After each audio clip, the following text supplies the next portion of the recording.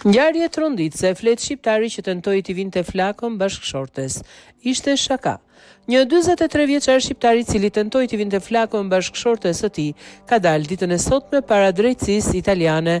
Ai është përballur me akuzën e tentativës së vrasjes dhe gjykata vendosi që ai të vijojë të qëndrojë në burg për shkak të rrezikshmërisë së veprës. Mediat italiane shkruajnë se kur karabinierët mbërritën në vend ngjarje, ata gjetën gruan me rrobat e saj të njohura me benzinë. Nëse nuk ndodhi një tragjedi, ishte kryesisht fal djalit 15 vjeçar të çiftit i cili me reflekse të shpejta arriti t'i rrëmbente çakmakun nga dora e atit dhe ta fshinte, ndërsa vajza po ashtu e mitur e ndaloi dhe e shtyu nga dera.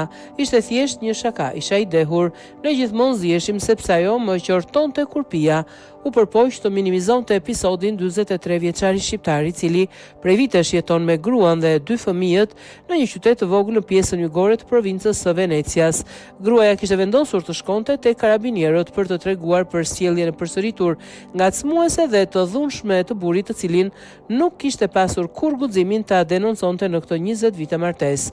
Ditën e ngjarjes, 43 vjeçari shkoi në garazh për të marrë kanaçen me benzinë dhe filloi ta derdhte atë pak në dyshemen e kuzhinës.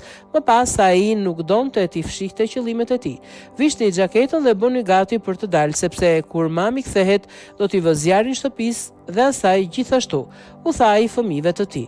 Kur gruaja u kthye, burri i saj bëri pikërisht të. Fillimisht e goditi, pastaj i hodhi lëngun dhe e mori çakmakun gati për të ndezur zjarrin.